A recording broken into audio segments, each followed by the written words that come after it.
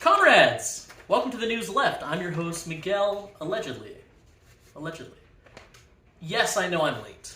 Yes, I know that I told you I'd record an episode and release it on Monday, but I didn't want to. It's been a long week. It was also Valentine's Day, which I didn't realize, and happy Valentine's, comrades. I love you. I do, and I appreciate you tuning in to the News Left. Again, I'm your host,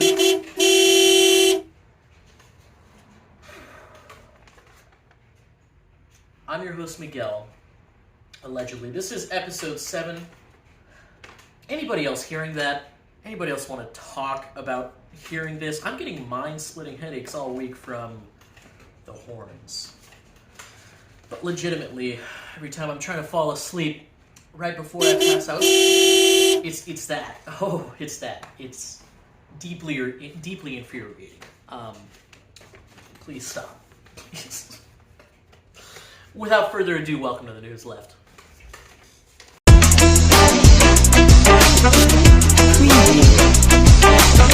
Comrade, I'm on the ground live here at River Ridge High School in Lacey, Washington. Yes, comrades. Today's episode, we're going to be talking about horns. And you're like, why horns? That's very specific. Well, I'm sure a lot of you have seen what today's episode is going to be about. We're talking about the fucking Canadian truckers. We have to talk about them, whether or not we'd like to. They're exhausting. They're exhausting people. And please go home. Go home. Go home. Moving on. This gimmick will go away eventually. I'm just trying to stress to you what this is like. Because for the last 3 weeks, the capital city of Canada, that's Ottawa, Ontario, has been the target of a series of right-wing protests. Actually just continuous right-wing protests. And what are they protesting about? Well, the vaccine mandate is what they say they're protesting about. And that's originally how it started. Back in January 28th, a number of truckers, a Freedom Convoy 2022, if you will, decided to post up in the capital city and start blockading multiple major roads. And then just hold on to that for weeks.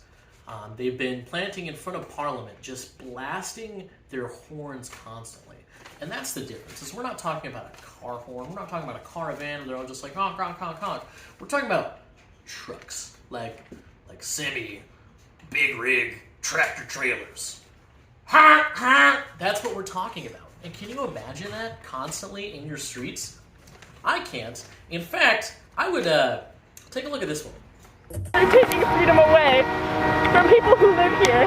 I voiced my opinion to the truckers on the street. They're stuck in the snow. I said, how does it feel to be stuck in a city right now?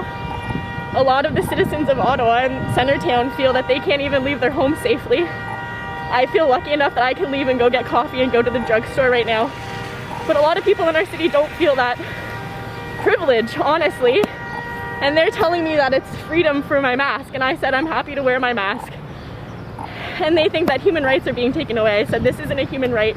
You have the right to choose. You have the right to not go to these places that require a mask. They just don't understand the impact that this is having on people here, I guess. I feel pretty bad right there. I mean, you can tell she's visibly shaken. And you may be like, why? Is she a snowflake? No, she just happens to live in that city and has a bunch of weirdos coming out from out of her city to invade her city and constantly blast them with noise. They're exhausted.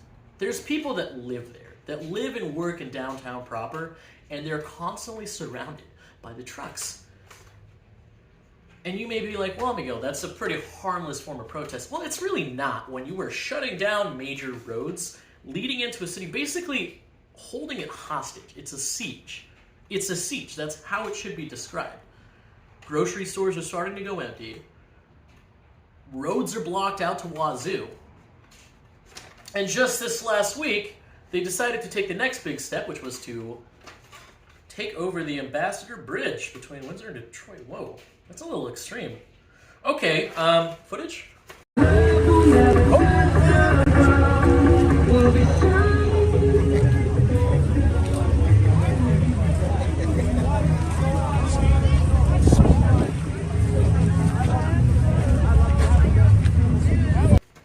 Yeah, what? And you may be like, again, Miguel, that seems pretty peaceful. Yeah, but can you imagine if it had been Black Lives Matter or anti-fascists that did that at all? We would be attacked with less lethals, rubber bullets and tear gas, etc. Whereas that's the big difference in how the Canadian government is even choosing to respond to these protesters. That's what needs to be stressed. Because these protesters, these fascists, if you will, are trying to claim that they're being targeted by the state, that Canada's turning against them for standing up to tyranny. But that's not what's going on at all. You know, there's been a couple arrests, but for the most part, people are just getting tickets. They're just getting citations for sitting in the middle of Ottawa, blasting their horn constantly, like being a public disturbance. Everybody's tired of it. There's some people that are trying to say that Trudeau, the current Prime Minister of Canada, is overstepping his bounds and choosing to respond to these protests, and he should let them stand up for freedom. But again, like I'll stress, the Canadian government, although invoking the Emergency Powers Act, is just using it to disperse the protesters, to get them moving, as opposed to mass arrests that would happen to black activists and brown activists. Don't you understand?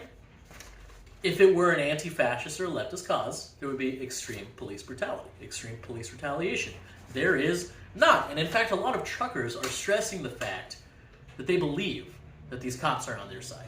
And for the most part, they probably are.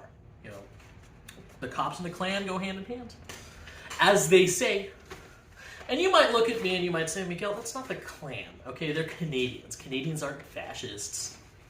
To which I'd say, I also had to do a little bit of research. I had to do some learning. And really, more than anything, I have a friend who lives in Canada who's been kind of talking me through her perspective watching all of this happen. What I didn't know was that in the last 4 years, under the previous president, a fascist, if you will, Trump, under Trump, white nationalism went on a rise across Europe. I had no idea that it was affecting Canada too, and there were multiple groups founded called Canada First, which was basically America First, which is a Groyper racist group led by Nick Fuentes here. So it all comes full circle.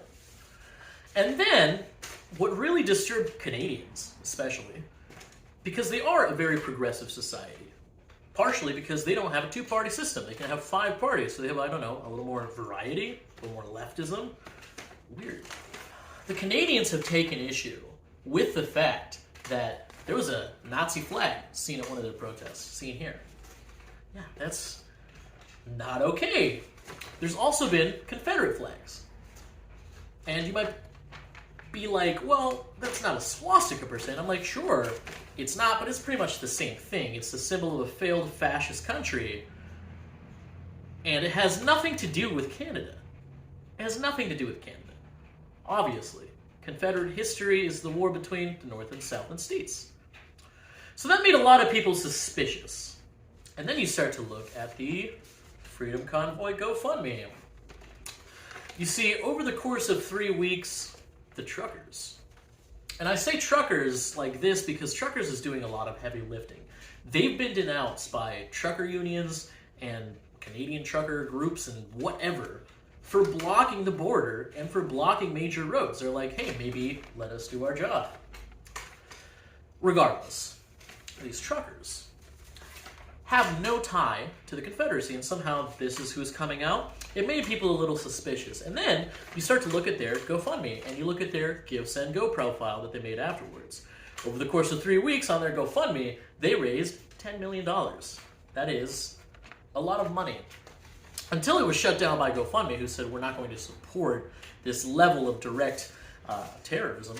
You're really just trying to terrify a town to overturn the will of the people. Seems pretty fascistic, if you will. Now, GoFundMe shut it down. They're like, we're not going to give this people any money. If people can get their money back. At that point, they made a Give, Send, Go profile, which a lot of the names have been leaked. And weirdly enough, there's a lot of Americans funding this caravan. a lot of people that this isn't even really their country, their issue that they should be caring about, right? But unfortunately, American fascists, we love to get involved with trying to do a coup in a country, a lazy coup, but a coup nonetheless. So the Canadian trucker convoy has not only been fueled by Americans, funded by Americans, it's also got a lot of Americans going up. For example, last week, and 2 weeks ago as well, there were a number of posters being spread around by right-wingers in the community, sharing the fact that they were going to do big convoys to go join the protesters in Ottawa. And that's crossing state lines, not even state lines, crossing international lines to commit domestic terror, particularly because many of the groups that are involved on the American side, that is, are the Proud Boys, who are a domestic terror organization in Canada. And let's just say that when we found out some groups were going up from Oregon and Washington and Northern California, we might have made a call. Some comrades may have made a call to the Canadian Border Patrol to let them know, hey, you know that group you guys just labeled as a domestic terror organization? They are coming. And that's who's up there now. It's pretty much a hodgepodge of far-right Canadians and far-right Americans protesting for days and days and days. And now that Justin Trudeau has declared an Emergency Powers Act, they're still defiling his orders, which, who's surprised? But again, had it been Black Lives Matter activists, or had it been the left, we'd be shot on sight. Their protests are wild. In fact, I want you to take a look at these two clips.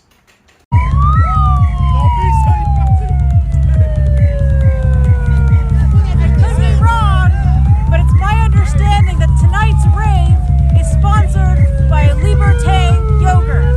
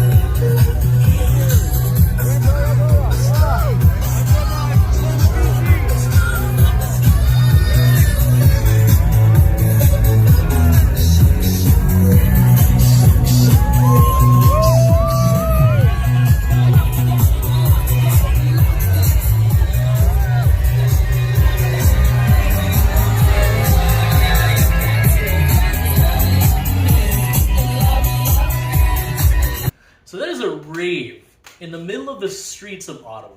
And for those that don't know, Ottawa is very cold. It's one of the coldest capitals in the world. So you're telling me that you're going to a rave in the middle of sub-zero temperatures in Ottawa, taking untested ecstasy drugs, and your biggest concern is needles and the vaccine. Do you see where we're all like, hey, maybe just get the vaccine, man? I just find this hilarious. This is an exact issue a lot of people talk about, is you guys are the types to fuck your cousin and do meth, and you're worried about the vaccine. Okay, cool. Now, you might look at me and you might say, Miguel, what does Canada have to do with us? To which I'd say, maybe you should understand geopolitical politics. I don't know. A lot to do with us, man. They're a neighbor to the north. They're also one of our biggest trading partners. So you might be like, well, how does this affect me specifically? Not everything's about you. Sometimes you can care about another country and what they're going through, but let's make it about you, because it is a little bit about you. If you're living here in the States, be prepared. Yes, the American-funded Canadian convoy is going to be making its way down to the States soon. This has been very interesting to watch. As an anti-fascist researcher, with friends who are anti-fascist researchers, we're all sharing data between us. Sharing these posters we're finding, sharing these plans they're calling for. First of all, it seems very disorganized right now. It seems like a lot of different groups are trying to come together to figure out their way to convoy DC. Officially, it has been declared that February 23rd will be the start of the American Trucker Convoy. They will be based out of Barstow, California, which apparently is just a big trucker town, basically, like a truck stop. So cool. So they're going to start from there, and then they're going to make their way to DC during the end of February leading up to March. It sounds like a lot of their goal is to be able to be there for Biden's State of the Union speech. And maybe they want to disrupt that with a lot of honking. I just hope they stay out of the building again, you know, like don't storm the Capitol again. Maybe that's bad. Maybe that's fascist. So the American Fascist Trucker Convoy will be starting on the 23rd of February. And then we're looking at something else here in Olympia, which is on March 5th, 2022. There is a small-scale event called a ride, March/Ride for Freedom. I said that weird. The March/Ride for Freedom still sounds weird because it is weird. Apparently, they're going to be driving down from Lakewood, Washington, and rolling through our streets. Now, there's a lot of speculation as to whether or not that will be the start of a convoy, per se, or if it's just a bunch of truckers driving through town. Either way, no one's going to like that here in Olympia. But be warned, because there's a chance it may mean the occupation of our city. And then there's Salem. And Salem is like a little more official and a little more coordinated about what they want to do. There's a new group and a new little movement they're calling called Occupy Oregon, which seems lazy. It seems like they're just co-opting the whole Occupy movement of 2011, you know? But Occupy Oregon wants to do the same thing to the Salem Capitol, which is to blockade everything until they get what they want. And now that we're here, you know, we're talking about like what the Canadians want, right? And I was talking about how originally when the first trucks came into town, the issue was supposedly the vaccine mandate. But they lied. Oh, really? Yeah, they move the goalpost every single time. So now no longer is it, in Canada at least, the vaccine mandate. Now it's all mandates of any sort. If you're being asked to wear a mask in a public space, they want that gone. If you're being asked to get vaccinated, they want that gone. Everything gone. Any type of COVID-19 response, they want destroyed. That's overturning the will of the people. And that's the same thing that they're going to be trying to do here in the States. But what's very funny, and what should be noted, is that the pandemic is coming to a close. It is. Whether or not we want it to, or whether or not it really is, because I understand, you know, there's still a lot of people dying. It's now just going to be endemic. That's a fancy word. It means part of our society. Yes, the global pandemic is starting to come to a close, especially in America. There's so many states, including Washington State, which is one of the stricter ones, that are beginning to drop their mask requirements. They're beginning to drop those. King County in Washington, that's where Seattle is starting to drop its requirement for a vaccine passport at restaurants and bars. So they're kind of winning on this. And you might be like, why? Is it the science? I don't think it's the science at all. I think, if anything, the American left wing, not even the left wing, I should correct that, Democrats. They're not left wing. The Democrats are more afraid of a mass uprising against Joe Biden over the masks than they are the actual repercussions of letting people die, you know? Plus, there's a lot of speculation that Biden was going to be trying to use this in his State of the Union speech to say, I defeated COVID by giving you guys 4 at-home tests that took 2 weeks to show up, and you got COVID anyway. What a guy. Now back to the Canadian version of this trucker convoy. I think it's a little bit less directly frightening than the concept of them coming to the States. Because Canada, sure, has seen a rise in white nationalism, but they really don't have the extremist groups that we have. They don't really have the capacity to storm Parliament, you know, even though they could.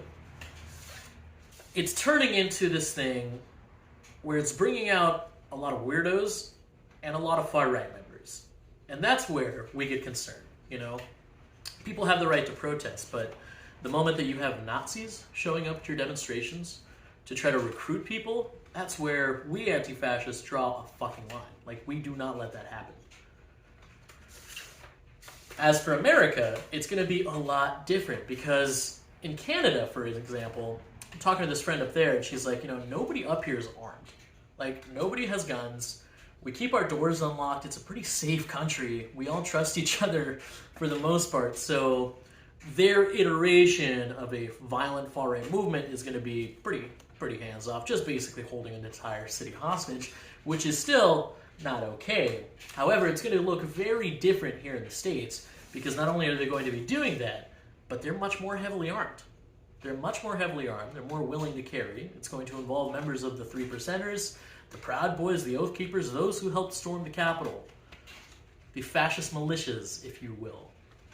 So just be prepared. Canadian supremacy is a little bit odd. Not ideal, but at least it's not American fascism. So there you go, comrades. That's the truckers for you. They're, not okay.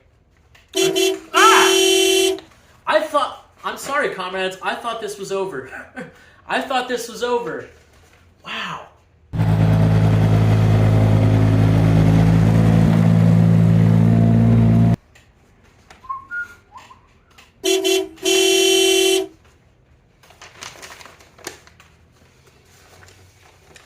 Comrades, I thought that gimmick was over. I guess it's not. It's been going on for 3 weeks now, man. And I am done with this. I'm done with this. And now we're expecting them to come to America. So everybody be prepared to have a splitting headache. I need to take some ibuprofen, I think. This hurts. Or maybe smoke some weed. That's always a good one. Anywho, comrades. I love you. And thank you for listening to The News Left, episode 7, with your host Miguel, allegedly. Again, follow me on Twitter and Instagram to stay up to date with what's going on, because I'm trying to keep you guys up to date with what's going on. Things are about to be very interesting here in the States.